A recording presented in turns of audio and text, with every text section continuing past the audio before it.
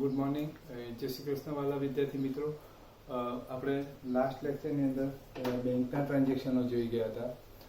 હવે આપણે next move trade discount and cash discount. Most important topic, બહુ most important topic છે trade discount ને કેશ ડિસ્કાઉન્ટ. બરાબર. હવે આ જે છે એ આપણે અકાઉન્ટ્સ ભણીએ એમાં તો યુઝફુલ થશે, પણ આપણી જે રૂટીન લાઈફ છે, ડેલી જે આપણે ડીલ કરીએ છીએ એમાં પણ ટ્રેડ ડિસ્કાઉન્ટ અને કેશ ડિસ્કાઉન્ટ એ ખૂબ યુઝફુલ થશે. તો ટ્રેડ ડિસ્કાઉન્ટ અને કેશ ડિસ્કાઉન્ટ, પહેલાં આપણે discount means what is discount.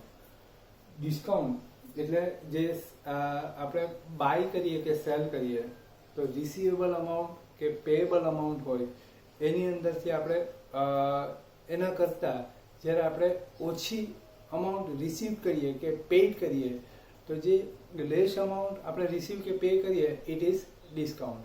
For example, આપણે સેલ કરીએ 100 રૂપીસનું અને આપણે કસ્ટમર પાસેથી 95 રૂપીસ લઈએ, 5 રૂપીસ આપણે ઓછા લઈએ તો ઇટ ઇઝ ડિસ્કાઉન્ટ.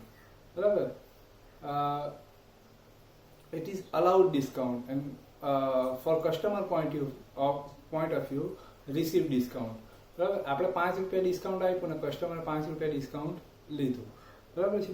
તો એ ડિસ્કાઉન્ટ છે. એક સિમ્પલ ડેફિનેશન થઈ ગઈ. હવે trade discount and cash discount. First આપણે ટ્રેડ ડિસ્કાઉન્ટ પર ડિસ્કશન કરીએ.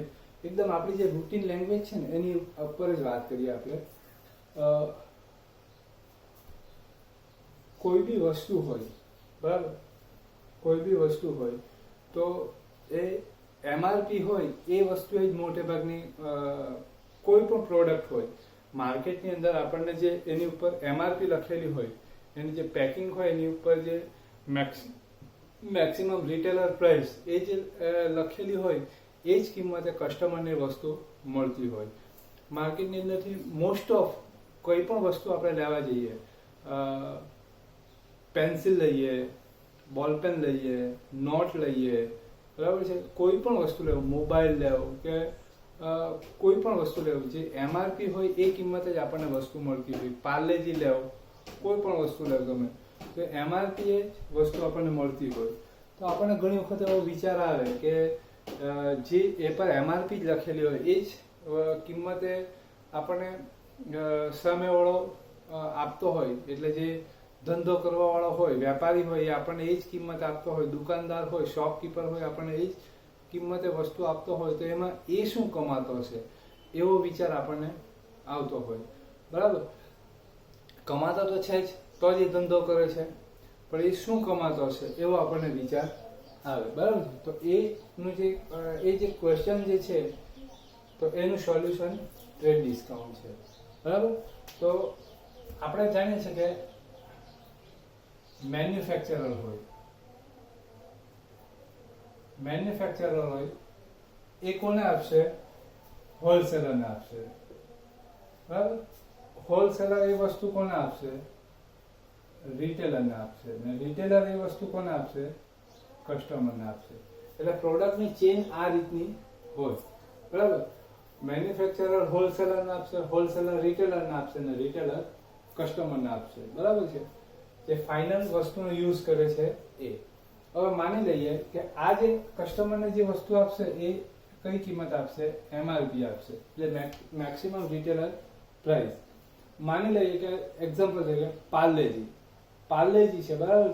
તો પાર્લેજીની એમઆરપી 5 રૂપીસ હોય તો આપણે પાર્લેજી લેવા જઈએ, બરાબર, એઝ અ કસ્ટમર.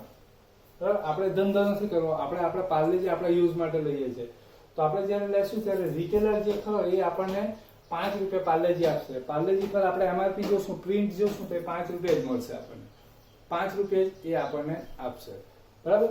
હવે આ હોલસેલર, રિટેલર, મેન્યુફેક્ચરર બધા ધંધો ત્યારે જ કરશે, પાર્લેજી ત્યારે જ આ બનાવશે કે જ્યારે એની અંદર એને પ્રોફિટ મળે. હોલસેલર એ પાર્લેજી બનાવેલી ત્યારે જ વેચશે કે જ્યારે એ મેન્યુફેક્ચરર પાસેથી લઈને રિટેલરને આપશે ત્યારે એની અંદરથી એને પ્રોફિટ મળશે.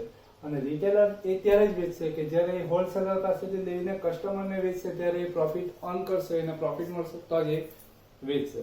બરાબર. હવે માની લઈએ કે મેન્યુફેક્ચરર જે પાર્લેજી બનાવે છે, પ્રોડક્શન કરે છે, એને ₹1 પ્રોફિટ કમાવવો છે. બરાબર.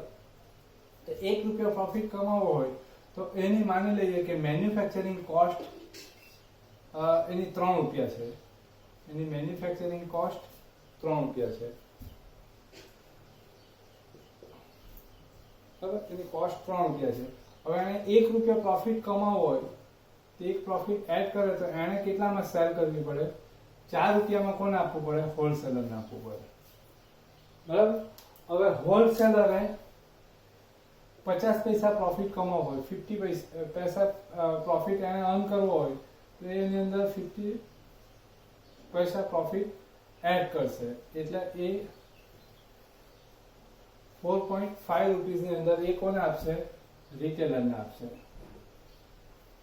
હવે રિટેલરે 50 પૈસા પ્રોફિટ કમાવવું હોય તો એ અંદર 50 પૈસા એડ કરશે અને ₹5 કોને આપશે? કસ્ટમરને આપશે. બરાબર છે. હવે આ રીતનું હોય, બધાનો પ્રોફિટ આ રીતનો વેચાતો હોય. હવે માની લઈએ કે ટ્રેડ ડિસ્કાઉન્ટ શું છે એ પહેલા આપણે બે સાઈડ જોવી પડશે. પહેલા માની લઈએ કે મેન્યુફેક્ચરર પાર્લેજીનું પેકેટ બનાવી દીધું, બરાબર. એનું પેકિંગ એને કરી દીધું. આ પાર્લેજીનું પેકેટ બનાવ્યું, એનું પેકિંગ એને કરી દીધું. એની ઉપર એને ₹1 પ્રોફિટ અર્ન કરવું હોય તો એને કેટલામાં વેચવું પડે? હોલસેલરને ₹4 વેચવું પડે. હવે ધારો કે માની લઈએ કે એ એને ઉપર ₹4 એમઆરપી બનાવી દીધી. એને તો 4 હોલસેલરને વેચવાનું છે ને, હોલસેલરને વેચ્યું એટલે એ છૂટો થઈ ગયો. એને ₹4 એડ કરી દીધું, ₹4 લખી દીધા અને એને હોલસેલરને આપી દીધા. બરાબર. હવે હોલસેલરને 50 પૈસા કમાવે છે એટલે રિટેલરને કેટલામાં આપશે? ₹4.5 આપશે. બરાબર. 4.5 આપશે. હવે 4.5 આપશે તો કયું પેકેટ આપશે? આ પેકેટ આપશે. બરાબર. હવે હોલસેલર જ્યારે રિટેલરને આપશે ત્યારે એવું નહીં કરશે કે આ પેકિંગ છે એને બધું કાઢી નાખશે, બધી પેકેટ પાર્લેજી કાઢી નાખશે, નવું પેકિંગ કરશે ને એના પર 4 ની જગ્યાએ 4.50 નું ટેગ કરશે ને પછી એ રિટેલરને આપશે. એવું તો પોસિબલ નથી. પેકિંગ તો અહીંયા થઈ ગયેલું, એ જ પેકિંગ એ કસ્ટમર સુધી પહોંચશે. બરાબર ને. આ લોકો પેકિંગ બદલી શકે નહીં, હોલસેલર અને રિટેલર. એટલે હોલસેલર જ્યારે રિટેલરને આપશે ત્યારે એ ₹4.5 આપશે, ₹4.50 એટલામાં એ રિટેલરને આપશે. રિટેલર એટલામાં પેકેટ લેશે ને એમ જોશે એ પર કે ₹4 એટલે રિટેલરને ખબર પડી જશે કે હોલસેલર આની અંદરથી 50 પૈસા કમાય છે. બરાબર. એટલે રિટેલર એવું વિચારશે કે આ 50 પૈસા કમાય તો હું પણ 50 પૈસા કમાઉં એટલે એના 50 પૈસા એડ કરીને કસ્ટમર માટે પ્રાઇસ એને રાખી દીધી ₹5. હવે કસ્ટમર આપણે છે, આપણે પેકેટ લઈએ છીએ, એની ઉપર અમાઉન્ટ જોઈએ કેટલી છે તો હોલસેલ મેન્યુફેક્ચરરે કેટલી ટેગ કરેલી છે? ₹4. આપણને ખબર પડી ગઈ કે ₹4 ની પાર્લેજી છે એ આ ₹5 વેચે છે. આપણે બીજું કઈ નહીં વિચારવું, આપણે એક જ વસ્તુ વિચારશું, આપણે કસ્ટમરની મેન્ટાલિટી, રૂપિયો એ કમાય છે. આપણે વિચાર લેવું ₹5 ના પાર્લેજીમાં રૂપિયો કમાય છે એવું આપણને ખબર પડી ગઈ. બરાબર છે. આપણે એવું નહીં વિચારશું કે આની અંદર તો મેન્યુફેક્ચરરનો પણ પ્રોફિટ છે, હોલસેલરનો પણ છે, રિટેલરનો પણ છે. એ બધી વસ્તુ આપણે વિચારીશું નહીં. આપણને ખબર પડી ગઈ કે ₹1 પ્રોફિટ છે. હવે આપણે એકદમ આપણી સાયકોલોજીની વાત કરીએ તો આપણને એઝ અ કસ્ટમર આપણને ખબર પડી ગઈ હોય કે જે વસ્તુ આપણે લેવા ગયેલા છે એ વસ્તુ પર આ ₹1 નફો કમાતો છે, પ્રોફિટ કમાતો છે, તો આપણે દુકાનવાળાની શું સ્થિતિ કરીએ? વિચારો તમે, ઇમેજિન કરો એ દુકાનવાળાની શું સ્થિતિ કરીએ? શૂઝ લેવા જઈએ, શૂઝ આપણે પેલો આપણને બતાવશે. બરાબર. આપણે શૂઝ જોઈએ, આપણને ગમે છે, કિંમત પૂછીએ એટલે એ આપણને કહેશે કે ₹4000. બરાબર. ₹4000 કહેશે એટલે આપણે એમ કહેશું કે ભાઈ થોડુંક સમજીને કહેવું. એટલે એવું કહેશે કે ભાઈ તમે છે તો ₹50 ઓછા આપજો, ₹3950 આપી દેજો. તો આપણે તરત કહીએ કે નહીં એટલું નહીં ચાલે, જરાક સમજો એમ. એટલે પછી પેલો દુકાનવાળા આપણને કહેશે એક કામ કરો ને, તમને જે ઠીક લાગે તે તમે કહી દો, મને પોસાતો હશે તો હું આપીશ, નહીં તો ના પાડી દઈશ. એટલે આપણે એમ કહેશે એક કામ કરીએ, આપણે 2000 રૂપિયા રાખીએ, બરાબર. એટલે પેલો દુકાનવાળો આપણને કહેશે મારી દુકાન બંધ કરાવી છે, તો મારે 2000 રૂપિયામાં કેવી રીતના આવે? 4000 રૂપિયાની વસ્તુ 2000 રૂપિયામાં કેવી રીતના આવે? બરાબર. તો આપણે એમ કે ચાલ 2500 રાખ, બરાબર. તો એમ કે 2500 માં પણ કેવી રીતના આવે? 1500 રૂપિયા થોડા ઓછા થતા હોય, બરાબર. મારી ખરીદી છે 3800 રૂપિયાની, બરાબર છે, 50-100 રૂપિયાનો ધંધો છે, તો હવે કેવી રીતના તમને એટલા ઓછા કરી આપું? એટલે આપણને 3800 રૂપિયાની ખરીદી કહેશે એટલે આપણે તરત નરમ થઈ જવું. આપણે એમ વિચાર કરવું કે હવે 100-200 રૂપિયામાં આપણે શું ઓછું કરવાનું? 38 રૂપિયામાં તે લાવલો તો આપણને 25 થોડા આપવાનો છે.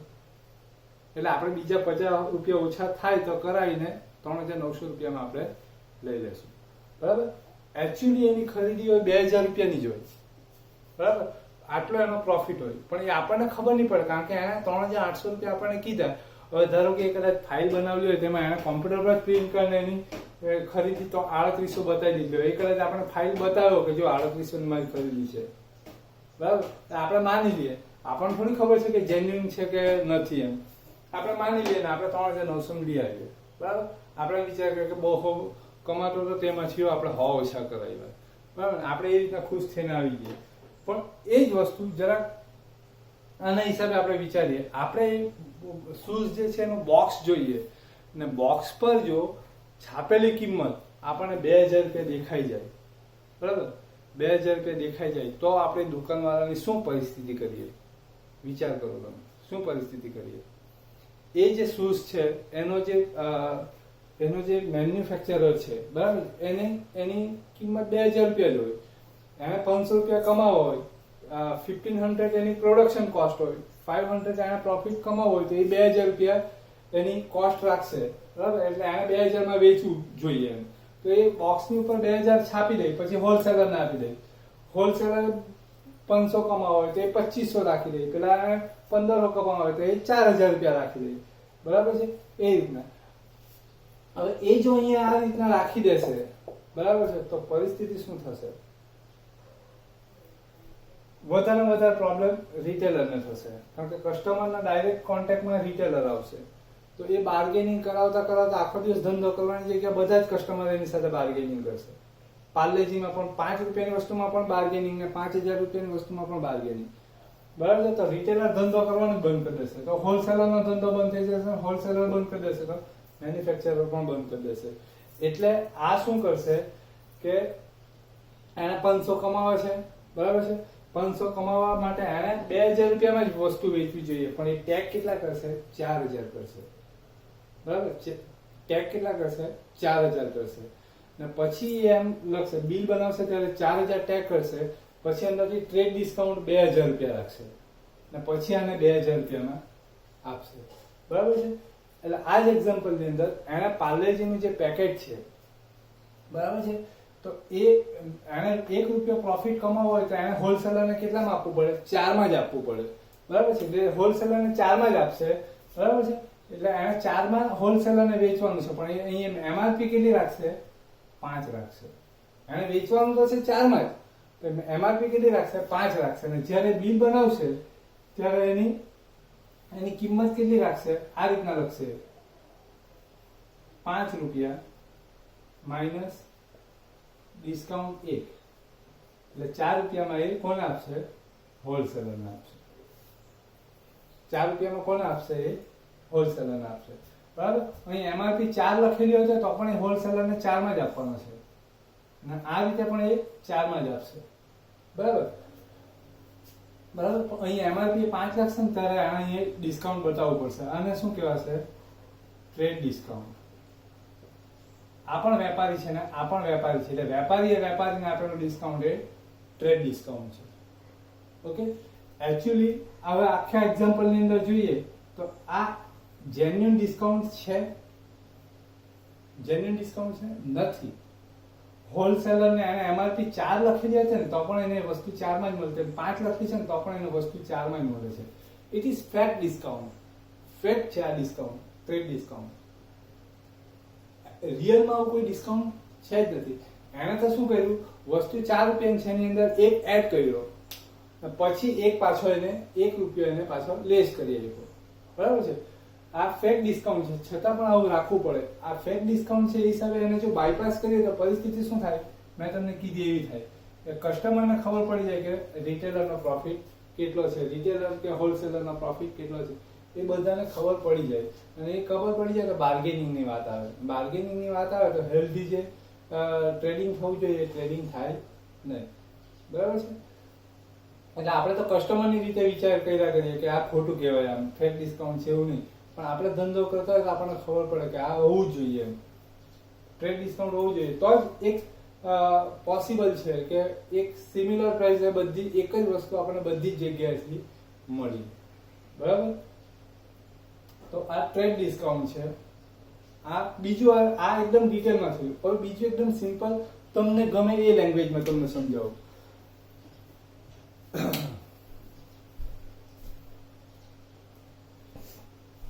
તમે બધા ઓનલાઈન બાય કરો કે ઓનલાઈન તમે વસ્તુ બધી ખરીદતા હો, બરાબર. આમાં આપણે જોઈએ great Indian cell, Amazon, Flipkart, બરાબર ને, અપ ટુ 70% ડિસ્કાઉન્ટ, આવું બધું આપણને બહુ જબરજસ્ત એડવર્ટાઇઝમેન્ટ હોય, બરાબર ને, એટલે આપણે એટ્રેક્ટ થઈ ગયા. બરાબર. મોબાઈલ, ઇલેક્ટ્રોનિક ગેજેટ લેવાના હોય આપણે, મોબાઈલની વાત કરીએ તો કોઈક એક્ઝામ્પલ લઈએ, બિલ્લીમોરા, ચીખલી કે નવસારીથી આપણે ડાયરેક્ટ મોબાઈલ લઈએ, મોબાઈલ શોપની અંદરથી, ઓનલાઈન નહીં લઈએ, ઓફલાઈન લઈએ, તો એ મોબાઈલ આપણને 10,000 રૂપિયાનો મળતો હોય. એ જ મોબાઈલ અમેઝોન વાળા ગ્રેટ ઇન્ડિયન સેલ એમ કરીને મૂકી દે. આવી રીતના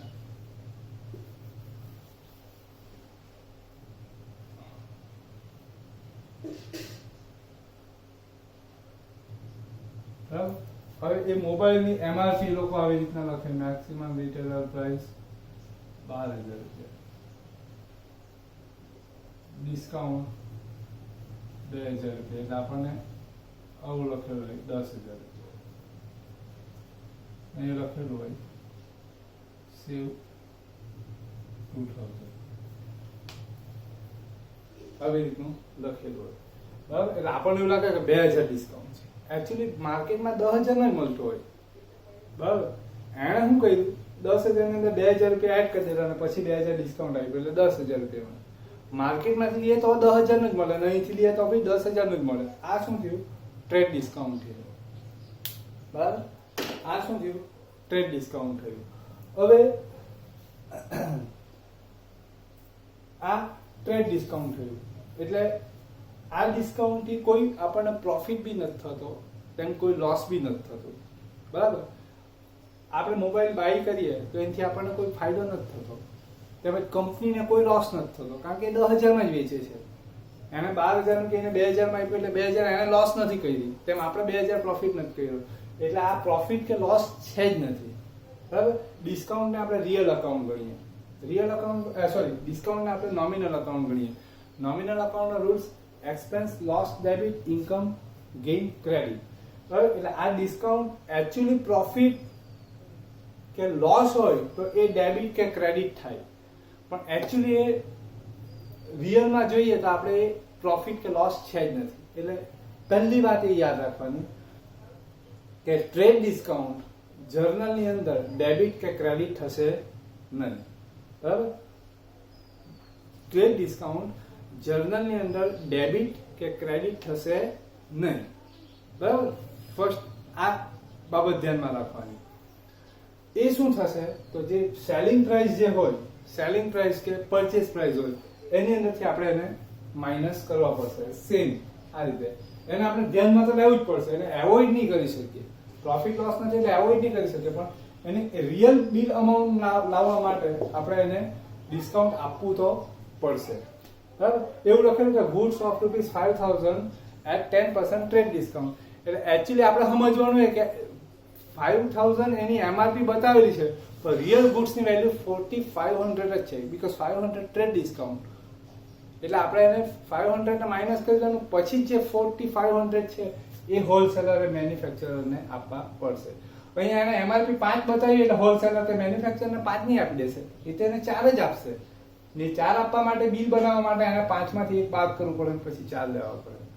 એટલે ટ્રેડ ડિસ્કાઉન્ટ આપણે આ બધી વસ્તુની સમજ પડે ને, જેમ આપણે એક્ઝામ્પલ કરશું ને તેમ સમજ પડતી જશે. 2-5% સમજ પડશે તો પણ વાંધો નહીં, તમારી પાસે વિડીયો છે એટલે એક્ઝામ્પલ જોયા પછી પાછળ એને રિવાઇન્ડ કરજો, લિંક છે જ, એટલે તમને વધારે ખ્યાલ આવશે. ટ્રેડ ડિસ્કાઉન્ટ માટે ડેબિટ કે ક્રેડિટ થશે નહીં. ટ્રેડ ડિસ્કાઉન્ટ એ શું થશે, પરચેસ કરેલું હોય તો પરચેસ અમાઉન્ટમાંથી એનું ડિડક્શન થશે, ને સેલ કરેલું હોય તો સેલિંગ પ્રાઇસ છે એની અંદરથી ડિડક્શન થશે. એટલે ટ્રેડ ડિસ્કાઉન્ટનો પ્રોબ્લેમ સોલ્વ થઈ ગયો. હવે વાત આવી કેશ ડિસ્કાઉન્ટ. કેશ ડિસ્કાઉન્ટ શું છે? તો આપણે ધંધો કરીએ તો એક પ્રેક્ટિકલી વસ્તુ છે કે બધી જ દુકાનોમાં આપણે એવું જોઈએ કે ઉધાર બંધ છે, બરાબર, નો ક્રેડિટ. એટલે બધી જગ્યાએ એવું લખેલું હોય કે ભાઈ અહીંયા ઉધાર આપવામાં આવતું નથી. વાત તદ્દન ખોટી, ઉધાર આપતા જ હોય. આપણા ધંધાની પોલિસી જો એવી રાખીએ ને કે રોકડા પૈસા આપતા હોય તો જ અમારે વસ્તુ લેવા આવવાનું, નહીં તો નહીં આવવાનું, આવી પોલિસી રાખીએ તો ધંધો બંધ કરવો પડે. આપણે અમુક કસ્ટમર જે હોય એને આપણે ક્રેડિટ સેલ કરવું પડે. હવે ક્રેડિટ સેલ કરવું પડે, આપણે બિઝનેસ એસ્ટાબ્લિશ કરવો હોય, વધારવો હોય તો આપણે ક્રેડિટ સેલ કરવું પડે. પણ ક્રેડિટ સેલ કરીએ એટલે એક વસ્તુ આવે કે આપણે ક્રેડિટ સેલ કરીએ એટલે પહેલું એનું જે ઉઘરાણી આવે, ક્રેડિટ સેલ કરેલું એના પૈસા જે લેવાના આવે એનો પહેલો પ્રશ્ન આવે. કારણ કે એ પૈસા આવશે એની અંદરથી આપણે જેની પાસેથી બાય કરેલું હશે એને પેમેન્ટ કરશું. એવું તો આપણે નથી કરતા કે આપણે ધંધાની અંદર ધારો કે માલ ભરેલો હોય, કોઈ કસ્ટમર આવે એને આપણે ક્રેડિટથી સેલ કરી દઈએ બધો માલ. હવે એમ કે મહિનો પછી પેમેન્ટ આપીશું, ધંધો ખાલી થઈ ગયો, આપણી પાસે પૈસા નથી કારણ કે મહિનો પછી પેમેન્ટ આપશે. તો આપણે ઇન બિટવીન એવું તો નહીં કરી શકીએ કે ધંધો મહિનો બંધ રાખીએ, પેલો પેમેન્ટ આપી જાય, પછી આપણે પાછો માલ ભરીશું ને પછી પાછો ધંધો ખોલીશું. એવું તો નહીં કરીએ, બરાબર. બીજા કોઈ કસ્ટમરને તો એવું નહીં કહીએ કે પેલી ઉઘરાણી આવે પછી માલ ભરું પછી તમે લેવા આવજો. આવી રીતના ધંધો નહીં થાય. એટલે આપણે ઘણી વખત શું થાય કે કસ્ટમરને એક આપણે શું કહીએ ને, લાલચ આપવી પડે, બરાબર, કે એ જે પૈસા જે આપણે ક્રેડિટ પર સેલ કરેલું હોય એ બને એટલા જલ્દીથી આપી દે, ઇમિડિયેટ આપી દે, કાં તો એને જે આપણે ટાઈમ પીરિયડ આપેલો હોય એને પહેલા આપી દે, બરાબર. એવું આપણે કંઈક પ્લાનિંગ કરવું પડે તો જ આપણે પેલા સામેવાળાને પેમેન્ટ આપી શકીએ, તો જ પાછો આપણે સ્ટોક ભરી શકીએ. તો એટલા માટે શું કરવામાં આવે, કેશ ડિસ્કાઉન્ટ આપવામાં આવે. કેશ ડિસ્કાઉન્ટ શું કામ આપવામાં આવે તો કે કસ્ટમર તાત્કાલિક પેમેન્ટ આપી દે, કાં તો મેક્સિમમ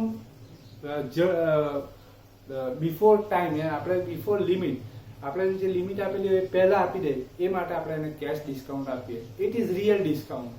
આપણે એવું વિચાર કરીએ કે 10,000 રૂપિયાનું આપણે પેમેન્ટ છે, આપણે એને સ્કીમ આપીએ કે તું આજે જ આપી દેશે તો તને 9,500 ઓછા, કાં તો 2 દિવસની અંદર આપી દેશે તો 9,500. આપણે પાર્લેજી જયારે આપીએ 5 રૂપિયામાં, બરાબર છે, તો આપણે ત્યારે એને સ્કીમ આપીએ. એ 5 રૂપિયાની પાર્લેજી જો આપણી પાસે ક્રેડિટ પર કસ્ટમર લેતો હોય તો આપણે એને કહીએ કે તું ક્રેડિટ પર લઈ જા, આપીશું, વાંધો નથી અમને. પણ આજે કંપનીની સ્કીમ છે કે જો તમે આજે કેશથી પેમેન્ટ કરશો, બરાબર, આજે જ તમે પૈસા આપી દેશો તો તમને 25 પૈસા ઓછામાં મળશે. એટલે 4 રૂપીસ એન્ડ 75 પૈસા, 4 રૂપિયા અને 75 પૈસાની અંદર તમને આ પાર્લેજી મળશે. તો કસ્ટમર એવું વિચારશે કે 25 પૈસા ઓછા છે, 5 દાડા પછી 5 આપવાના છે, એના કરતા આજે આપી દઈએ તો 25 પૈસા ફાયદો થાય ને. એટલે કસ્ટમર તાત્કાલિક પેમેન્ટ આપી દેશે, 4 રૂપિયા 75 પૈસામાં પાર્લેજી લઈ લેશે. હવે અહીંયા રિટેલરને શું થશે, રિટેલર એને ક્રેડિટ પર કરતે તો 5 રૂપિયામાં આપતે તો એ 50 પૈસા કમાતે, પણ કેશથી આપ્યું એટલે કેટલા કમાશે, 50 પૈસાની જગ્યાએ 25 પૈસા જ કમાશે. અહીંયા રિટેલર 25 પૈસા લોસ કરે છે અને કસ્ટમર 25 પૈસા ગેઇન કરે છે, બરાબર છે. હવે રિટેલર 25 પૈસા ઓછા કમાશે, એવું વિચારશે કે મહિનો પછી 25 પૈસા આવવાના, એના કરતા આજે આવી જાય તો એ આજે આવી ગયેલા 25 પૈસાને હું રોકી દઉં તો મહિનાની અંદર એટલું વ્યાજ કમાઈને પણ હું અને જે 25 પૈસા ડિસ્કાઉન્ટ આપ્યું એટલું તો હું કમાઈ લઈશ, બરાબર. પણ મારે હું સેફ ઝોનમાં આવી જાઉં ને કે આની પાસેથી પૈસા નહીં આવવાનું તો જોખમ નીકળી જાય અને પ્લસ મને તાત્કાલિક પેમેન્ટ મળી જાય, તેનાથી હું ધંધો વધારે કરી શકું, બરાબર ને. પેલા 5 મહિનો પછી પૈસા આવે ધંધો એસ્ટાબ્લિશ થાય, તેની જગ્યાએ આજે જ ધંધો એસ્ટાબ્લિશ થઈ જાય. એટલા માટે કેશ ડિસ્કાઉન્ટ આપવામાં આવે. એટલે એકદમ દેશી ભાષામાં જો વાત કરીએ તો કેશ ડિસ્કાઉન્ટ એ કસ્ટમર તાત્કાલિક પેમેન્ટ આપી દે એટલા માટેની એને સ્કીમ છે, લાલચ છે, બરાબર. ઇટ ઇઝ જેન્યુઇન ડિસ્કાઉન્ટ, બરાબર. આને આમ જ તમને સમજાવું. આની અંદર આટલું કર્યા પછી આવું લખેલું હોય ઓફર, નીચે લખેલું હોય ઓફર, એમાં લખેલું હોય if you use HDFC debit card or credit card additional 5% or 10% cashback, એવું લખેલું હોય, બરાબર છે. તો એ અહીંયા આપણને સ્કીમ આપે છે. 12,000 નો મોબાઈલ છે, 2,000 રૂપિયા અમે ડાયરેક્ટ બધા જ કસ્ટમરને ડિસ્કાઉન્ટ આપીશું, એટલે 10 માં આપીશું. આ ટ્રેડ ડિસ્કાઉન્ટ, આ ફેક ડિસ્કાઉન્ટ છે, એટલે ડેબિટ ક્રેડિટ નહીં થશે. પણ અહીંયા ઓફર આપેલી છે કે if you use HDFC debit card or credit card you get 5% cashback, 5% or 10% cashback. તો અહીંયા આપણે HDFC નો કાર્ડ જો યુઝ કરીશું તો 10% કેશબેક હોય, તો 10,000 છે એની અંદરથી 10% એટલે 1,000 લેસ થઈ જશે, એટલે 9,000 નું આપણે પેમેન્ટ કરીશું, 1,000 આપણને કેશબેક મળશે. It is real discount, because આપણે આ મોબાઈલ માર્કેટની અંદરથી બાય કરીશું તો કેટલાનો આવશે? 10,000 નો. પણ આપણે HDFC નો ક્રેડિટ કાર્ડ કે ડેબિટ કાર્ડ યુઝ કરીએ છીએ એટલે આપણને કેટલા મળશે? 1,000 રૂપિયા ડિસ્કાઉન્ટ મળશે, એટલે 9 માં મળશે. It is genuine discount. આ આપણું જેન્યુઇન ડિસ્કાઉન્ટ છે, બરાબર છે. એટલે એની આપણે એન્ટ્રી કરીશું, બરાબર છે. એટલે એ જે કેશ ડિસ્કાઉન્ટ છે એ રિયલ બેનિફિટ છે, એટલે આપણે એને જર્નલની અંદર ક્રેડિટ ડેબિટ કરીશું, બરાબર. અને કંપની પોઈન્ટ ઓફ વ્યૂ જોઈએ તો કંપની પોઈન્ટ ઓફ વ્યૂ 10,000 નો મોબાઈલ આપણને કેટલામાં ઓફર આપે છે? 9,000 માં. એટલે એ કંપનીનું રિયલ લોસ છે, એ રિયલ ડિસ્કાઉન્ટ છે, રિયલ અલાઉડ ડિસ્કાઉન્ટ છે, અને રિયલ આપેલું ડિસ્કાઉન્ટ છે, એટલે એના માટે લોસ થશે. એટલે એના જ્યારે બુકની અંદર જ્યારે જર્નલ લખાશે ત્યાં પણ એ 1,000 ડિસ્કાઉન્ટ જે છે એ ડેબિટ ક્રેડિટ થશે. હવે આપણે વિચાર કરીએ કે કંપનીને 1,000 રૂપિયા લોસ થયો, આપણને 1,000 ફાયદો થયો, બરાબર. તો આવું કંપની કેમ કરે ને HDFC કેમ 1,000 રૂપિયા કેશબેક આપે? તો આમાં આમ જોવા જઈએ ને તો આપણને પ્રોફિટ થયો, કંપનીને પ્રોફિટ થયો ને HDFC ને પણ પ્રોફિટ થયો, ત્રણને પ્રોફિટ થયો. કેવી રીતે? જો કંપની શું કરશે, HDFC વાળા ઓફર આપી કે ભાઈ તમે અમારો ડેબિટ કે ક્રેડિટ કાર્ડ યુઝ કરશો તો 1,000 કેશબેક, એટલે આપણને 9,000 માં મળ્યો, એટલે આપણને 1,000 ફાયદો થઈ ગયો. હવે કંપની શું કરશે, આપણે કંપનીને કેટલા પે કરીએ મોબાઈલના? 9,000, એટલે કંપની 9,000 આપણી પાસેથી લેશે, એટલે એનું સેલ થઈ ગયું. 1,000 એને કોણ આપશે? HDFC આપશે. એને 1,000 કોણ આપી દેશે? HDFC આપશે, બરાબર. એટલે એને 10,000 મળી ગયા, એટલે એનું સેલ થઈ ગયું. એને તો પાછી જે પોઝિશનમાં છે એ પોઝિશનમાં એ આવી ગયો. ડિસ્કાઉન્ટ આપી દીધું ને HDFC પાસેથી ડિસ્કાઉન્ટ એને લઈ લીધું, બરાબર. એટલે એને પ્રોફિટ થઈ ગયો. હવે HDFC ને શું પ્રોફિટ આમાં? બરાબર, આવો આપણને વિચાર આવે. તો HDFC ના પ્રોફિટ એ કે અહીંયા લખેલું છે if you use debit or credit card you can get 20% or 10% cashback. એટલે આપણે HDFC નો ડેબિટ કાર્ડ કે ક્રેડિટ કાર્ડ યુઝ કરીએ તો જ આપણને બેનિફિટ મળશે. આપણી પાસે ડેબિટ કાર્ડ કે ક્રેડિટ કાર્ડ નથી, બરાબર. એટલે આપણે વિચાર કરીએ કે દર વખતે સેલ આવે ત્યારે HDFC વાળા ઓફર આપે જ છે, એટલે આપણે એક કામ કરીએ, HDFC નું એક બેંક એકાઉન્ટ ખોલાવી દઈએ. બેંક એકાઉન્ટ ખોલાવી દઈએ એટલે આપણે બીજી વખત જ્યારે સેલ આવે ત્યારે આપણને આવા ઘણા બધા બેનિફિટ મળતા રહે. એટલે આપણે બેંક એકાઉન્ટ ઓપન કરાવશું. મિનિમમ બેલેન્સ એ લોકો કહેશે કે 5,000 રૂપિયા મિનિમમ બેલેન્સ રાખવું પડે, એટલે આપણે 5,000 રૂપિયા આપી દીધા. એમ 5,000 રૂપિયા આપણે તો 0 રૂપિયા ગણી દેવાના, 5,000 રૂપિયા કરતા ઓછું બેલેન્સ થશે તો બેંક પેનલ્ટી લગાડશે. એટલે આપણા 5,000 રૂપિયા લોક થઈ ગયા, એટલે HDFC ને આપણે 5,000 રૂપિયા આપી દીધા, બરાબર. આ પહેલો HDFC નો પહેલો બેનિફિટ આ. બીજું એને એક કસ્ટમર નવો મળી ગયો, બરાબર. ત્રીજી વાત એ કે નેટ બેન્કિંગ યુઝ કરશું એટલે ડેટા વપરાશે. ડેટા વપરાશે એટલે સેલ્યુલર કંપની પાસેથી HDFC પૈસા લેશે, બરાબર. એટલે HDFC જે 1,000 રૂપિયા કંપનીને આપેલા છે એ આ રીતે કવર કરી લેશે, બરાબર ને. જે રીતે બજાજ ફાઇનાન્સ, આપણે એવું કહીએ કે 0 EMI પર બજાજ ફાઇનાન્સ વાળા આપે. 0 EMI મતલબ કે ઇન્ટરેસ્ટ 0 રૂપિયા આપવાનું. એટલે આપણે એવું ગણીએ કે 10,000 નો મોબાઈલ હોય, 10 હપ્તા હોય તો દર હપ્તામાં આપણે 1,000 રૂપિયા આપવાના, બરાબર. 0 EMI છે તો આપણે ઘણી વખત વિચાર આવે કે આમાં બજાજ ફાઇનાન્સ ને શું ફાયદો? મોબાઈલ વાળાને તો ફાયદો છે જ, કારણ કે એ લોકોને ઇઝીલી વેચાશે. પેલા 10,000 હામતા કાઢવાના એટલે કોઈ નહીં કાઢે, પણ 1,000 રૂપિયાનો હપ્તે મળતું હોય તો લોકો ઇઝીલી લેશે. તમારા બજાજ ફાઇનાન્સને શું ફાયદો? આપણને ફાયદો, મોબાઈલ વેચવાનો ફાયદો એ તો દેખાય. બજાજ ફાઇનાન્સને શું ફાયદો? તો જ્યારે ફાઇલ બનાવશે ને ત્યારે આપણે આખું મોબાઈલની ડીલ થઈ જાય પછી ફાઇલ બનાવતી વખતે આપણને કહેશે કે તમારે ફાઇલ ચાર્જ આપવો પડશે, બરાબર? આપણે એમ કહીએ ભાઈ ફાઇલ ચાર્જ હાનો કેટલો આપવો પડશે, તો આપણે એક મોબાઈલ લઈ લેલો એટલે એ ફાઇલ ચાર્જ 600-700 રૂપિયા કહે આપણે આપી દઈએ કે ચાલો 600-700 રૂપિયા, વ્યાજ તો નથી આપવાનું, 600-700 રૂપિયા આપી દેવાનું, કઈ વાંધો નહીં, બરાબર?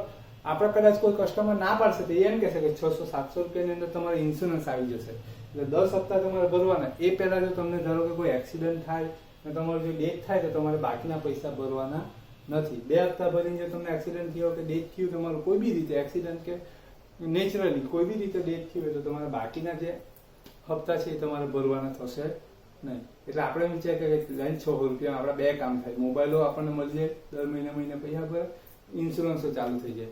આમ કરીને આપણે લઈ લઈએ.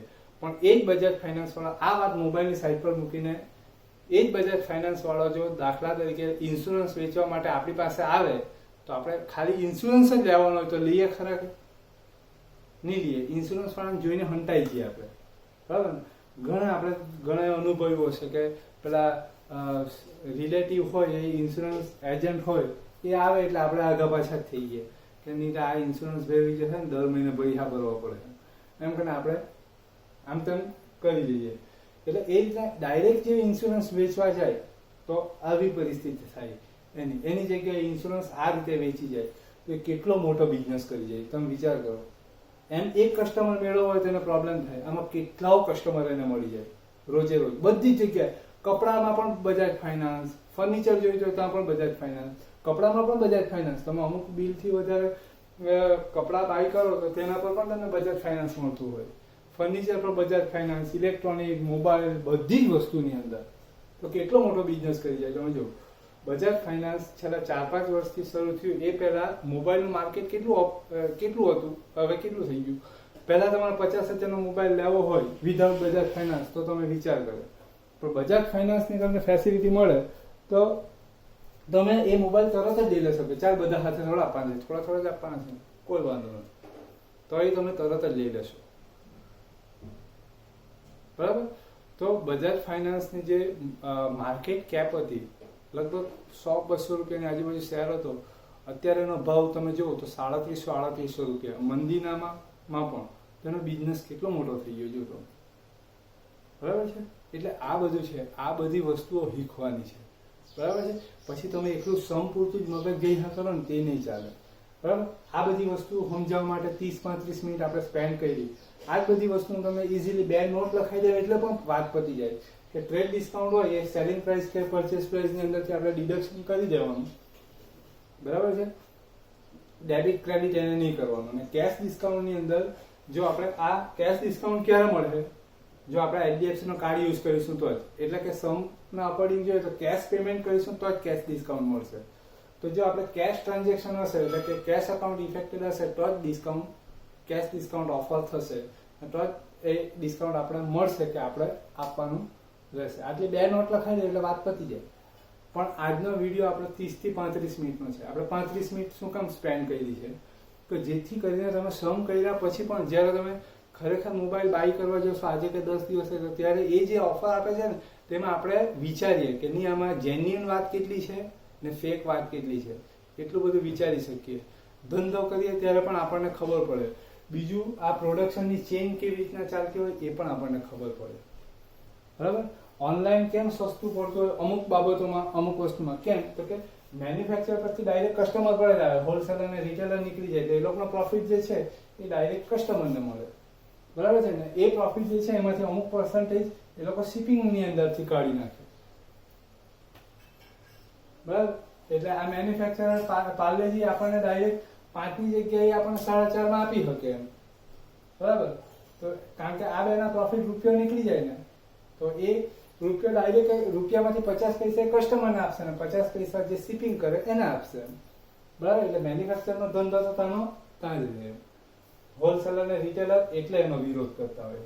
કોઈ બી વસ્તુનો વિરોધ શું કામ થાય તો એ આપણે આ બધું જાણીએ તો આપણને ખબર પડે કે એ શું કામ એ કરે, બરાબર ને? તો કાલથી આપણે આના સમ સ્ટાર્ટ કરીશું, બરાબર? Thank you.